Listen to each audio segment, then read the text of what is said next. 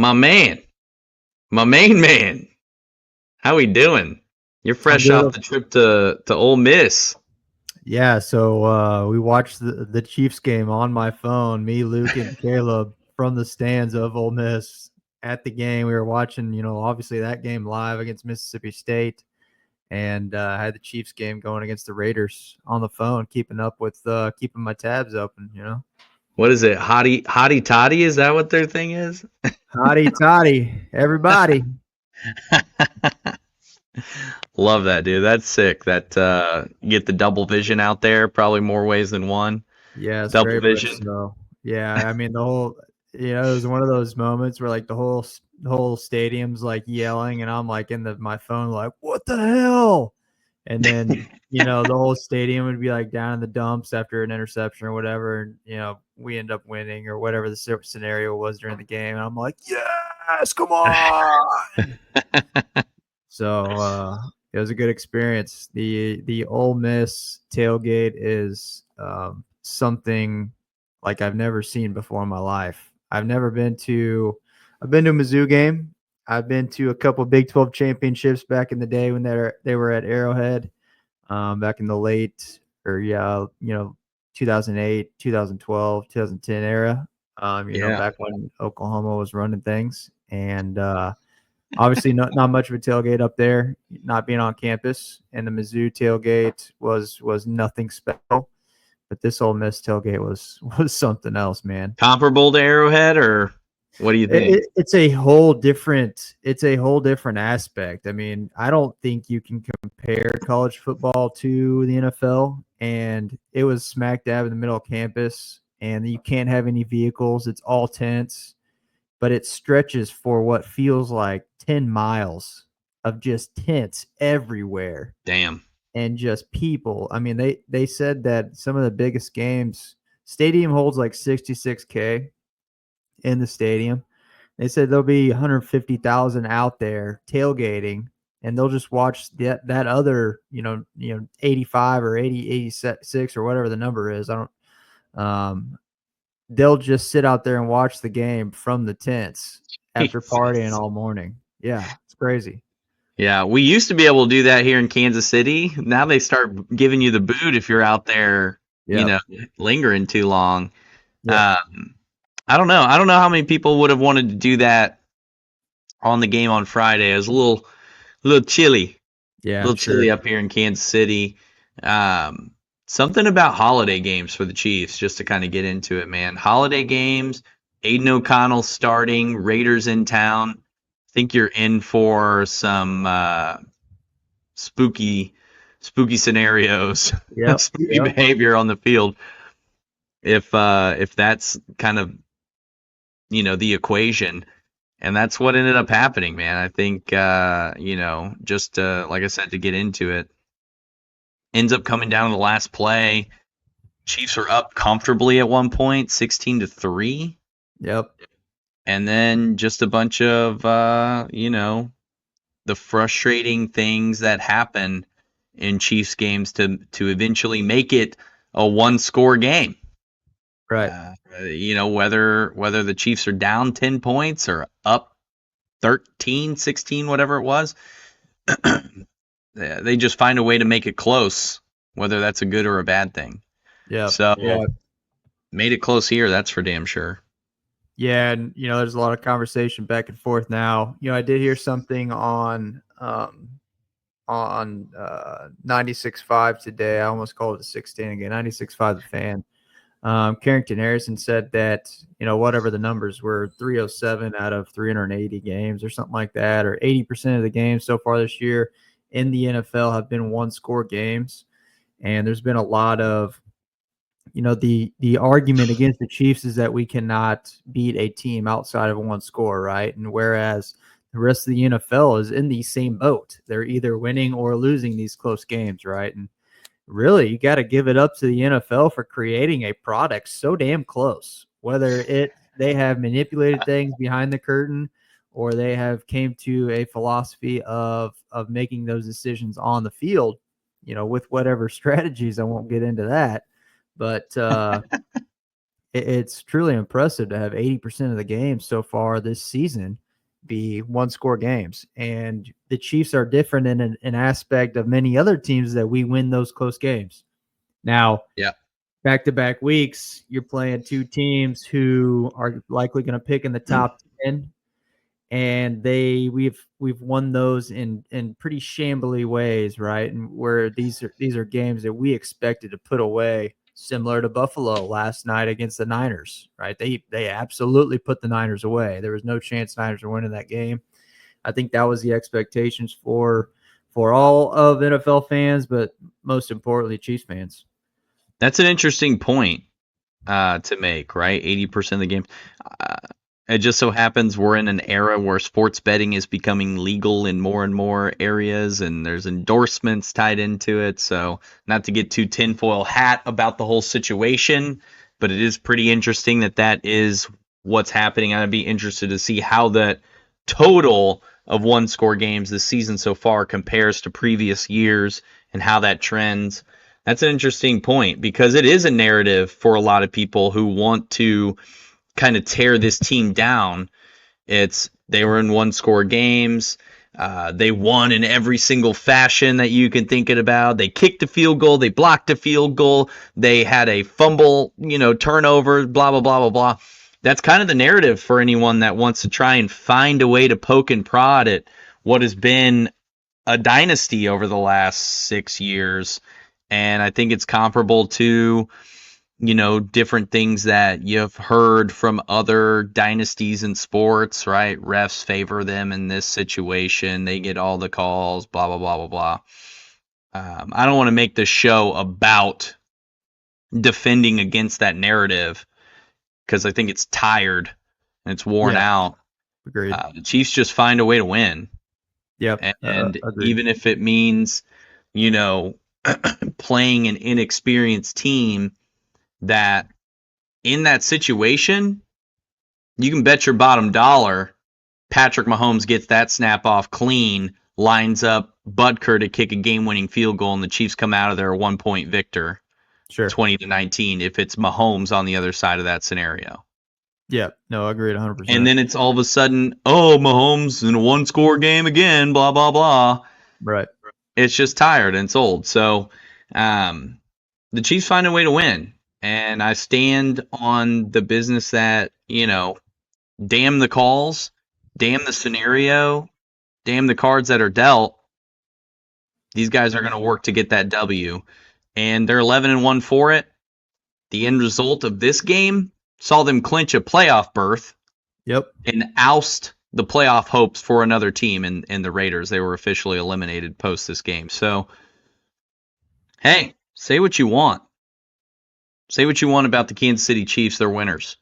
Yep. No. Yeah. I think they've proven that over the course of not even the Mahomes era, but even before that, and really into the early years of Andy Reid here in Kansas City, where he's just won and hasn't had the success in the postseason, but still been successful in the regular season with tools much less than what we have now.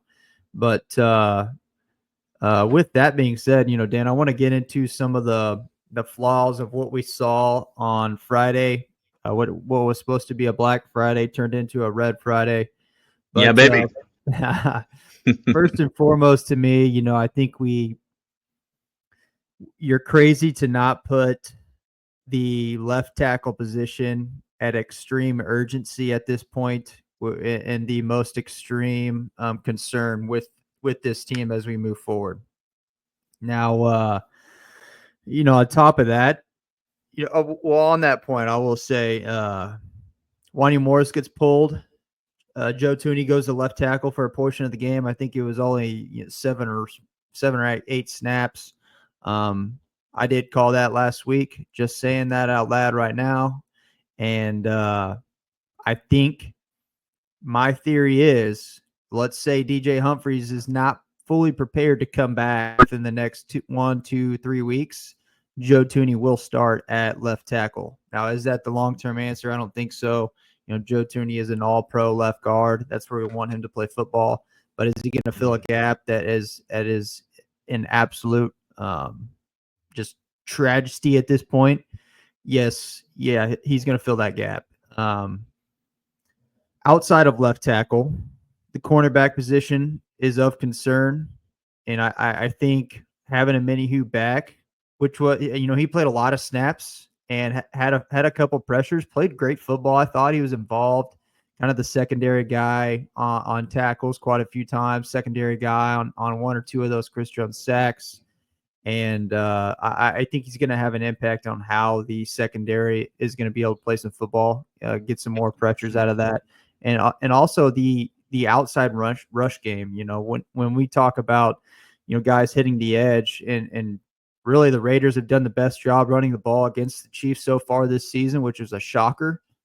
They ran for 116 yards on Friday, where we haven't had a rusher go over, I can't say, I think 70 yards at this point, but that was a collective effort by the Raiders. But I can't name a time this season where we've been beat on the ground, head to head, offense to offense. Are the Chiefs losing the trench battle? In the rush game, I can't say a moment where we may have lost that battle until Friday, and I think that had a reason into the Raiders coming back and making that a game. Yeah. You said a lot of things and I want to go back before we talk about the rushing game, because I do have some thoughts there too on what you're saying. This is the third game this season that we've had a change at left tackle. Yeah. Right? Fourth, really. Benching Suamataia, benching Wanya Morris's injury, and now it's another Wanya Morris benching. Yep. To bring in Joe Tooney and shift him out and bring in Caliendo, who I thought Caliendo played pretty well there at left guard, and place him. So DJ Humphries, you don't want to rush him, right? He's coming off an ACL injury. He needs to get time to learn the offense and get comfortable with the scheme and the protections and those kinds of things, because then if you plug in a guy that's not ready, you all of a sudden are in a situation that could be worse than the one you were in previously. But man, Max Crosby, Wilson, their pass rush just made it really difficult to get this offense going. I think I sent a text out to somebody during the game. I was like, our left tackles are single-handedly killing this offense. Yep. Single-handedly. Yep. It's, you couldn't even count a one Mississippi or one Ole Miss where you were at before these guys were throwing Patrick Mahomes into, a grave in the middle of Arrowhead Stadium. Yeah. He got sacked 5 times, lost 40 yards on those sacks, stalled out a few drives in that time frame as well. And the undisciplined football that the Chiefs were playing dug them in even deeper holes in instances in which they had an opportunity to convert a first down or keep the drive alive. So I think that in particular is incredibly frustrating, and you just got to hope that DJ Humphries comes in here in a couple weeks, hopefully for this, 3-game and 10-day stretch that's coming up, ready to play and make a difference. Because if the Chiefs drop a couple of these games, not only is it a tough scenario, it's tough teams you're playing. It's playoff teams. Yeah. Houston, Pittsburgh. 4 of the 5. In L.A. Denver. Or not L.A. L.A. and Denver. And Denver, thank you. So, there's all those teams that you're, projected to be playing here soon, and a couple of those are road games. So you need these guys to get going. You need that left tackle to not be a revolving effing door if this offense is going to get going, because a lot of those, like Wasp, but let's just say jet chip Wasp, that's a timing play. Mahomes needed 3.5 seconds in the backfield to get that play going, and there's other plays like it in an Andy Reid offense that if you don't have that timing right and you're forced to check down, you're going to be in a situation where you're facing 3rd and long a lot more often than not, and that's what we saw in this game in particular. Moving into the running game side of things, I was screaming because while in the trenches, the Chiefs couldn't really get anything going with Kareem Hunt or, outside of Pacheco's 30-plus yard scamper, you really couldn't get anything going then. The only way you can get a running game going is if you're running the damn ball. Agreed. And they weren't running the ball. There were 16 total carries, and 2 of those were from Mahomes. So Yeah. it was a broken pass play, or he was getting pressured. Yeah. 4 And design my runs money in the says it second was on half. the blind side. Yeah. 4 design runs in the second half. Outrageous. Two of those were the last drive. You can't expect to throw a football effectively if you don't have a run game to lean on and keep defenses guessing in that realm. You just can't. Yeah. Agreed. So it's frustrating things like that where it's like you can't run the ball. You're choosing not to run the ball at least. You certainly can't throw the ball. Mahomes has less than 2 seconds to get the ball out of his damn hand. Yep. And when he did get the ball out, there were some errant throws again. There's something between him and Xavier Worthy where they just cannot get their timing right. There's been so many passes this year that could have been touchdowns. Xavier Worthy ran a beautiful route, and I don't know if he was supposed to cut it a little more up the field or if Mahomes just threw a bad ball. But that play alone, he could have taken to the end zone very easily with his breakaway speed, and we wouldn't even be having this damn conversation about a muff snap or whatever the situation was. Yep. The Chiefs would have won in dominating fashion and covered this game. So Yeah. I don't know. That's some of the frustrations that I have about those 2 areas specifically. Yeah.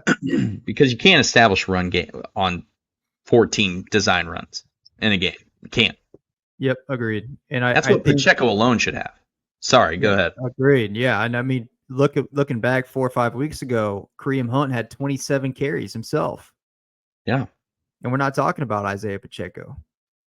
And maybe the duration of the season has taken a toll. Those carries have taken a toll on Kareem Hunt, but I think he's built for it. I don't think that's the factor why our offensive run game has been shallow for the last 3 or 4 weeks. I think it's a combination of situational, and it's a combination of not committing to the run. But one other thing I want to talk about is the third and 2 to close out the game. We just ran the ball twice, and we're going to throw the 40-yard bomb to Xavier Worthy when we just need a simple first down on 3rd and 2, and we can't run the football. I mean, it kind of goes into the last conversation, but this one's more geared towards obviously our play calling in a situation like that. Running the ball there is a no-brainer, even if it's a designed run for Patrick Mahomes where he drops back and then there's going to be a gap in the B gap on the right side because the rush has been doing this for 3/4 of the game, and this is where the gap's going to be. Go get it, Patrick Mahomes. Or it's one of those option plays where he kind of rolls out to the right and he's got a guy out there to toss it to, or he can pass it to Travis Kelce for 2 yards, or Noah Gray at this point for 2 yards, and go get that first down that way. But launching the ball, 30, 40 yards down the field on 3rd and 2 is just mind-boggling play call. Yeah. No, I think I'm glad you brought this sequence up because this is really a case study in how to not coach a game in crunch time. And I think if Matt Eberflus hadn't totally butt fumbled the clock in that Bears game, you can say this was the worst coaching effort on the week because they called that play, throw a bomb to Worthy, way overthrown, incomplete pass, stops the clock right there. Yep. Stops the clock right there. We're 9 seconds before we hit the 2-minute warning anyway. You run the ball there on 3rd and 2, roll the dice on getting that. Don't run it from the shotgun for the love of God. Yeah, or run it from the eye or single back. Worst case scenario, you're facing maybe a 4th and 3 or a 4th and 1 in that range if you don't convert the first down. But the clock is running you to the 2-minute warning in a game in which the Raiders can go down the field on a defense that has not been able to contain their offense and kick a game-winning field goal. So then what happens when the clock is stopped after a passing play? They call a timeout and burn a timeout in a situation where you need to be holding on to those timeouts because What if the Raiders run their happy asses down the field and kick a field goal with 35 seconds left? How are you going to manage an offense to get back down the field with one less timeout? Right. And it's like, okay, I can understand calling the timeout if you want to take a few seconds, assess the playbook, put the offense back out there to go for the 4th and 2. Right. Yes. But they punt the damn ball. Yeah. I don't know. That entire sequence had me red in the face. Yeah. That was a frustrating watch, and I know. So Luke was in the middle of Strato and I, and that whole series of plays goes off, and we just kind of all look at each other thinking, what in the hell? How are we going to let this last quarter and a half happen, and then we're going to continue down that path into the last game or the last series of the game, and honestly let the Raiders come back and beat us? And by the football gods, The power everything of panned Grayskull. out, and yeah, I mean, that was a really tough watch. Yeah. I mean, Andy Reid must be telling the truth when he says Matt Nagy's calling the plays, because that is a situation where if you told me he was calling the shots there and this was a Chicago game, Yeah, I'd have been like, okay, yeah, that makes sense. yeah, yeah, I don't know. I have lost a lot of faith in Nagy as a play caller because of the product that's come out on the field in the offense. But I yeah, mean, golly, that was a bad sequence. That was as bad as it gets. yeah. I Maybe think there's a lot of second from the bottom. I think there's a lot of love lost, over the course of specifically this season. We had a scapegoat last year with the receiver play, and we could kind of hang that up on the Christmas tree and say this is what did it, and this is why we weren't undefeated last year, whatever story you want to say.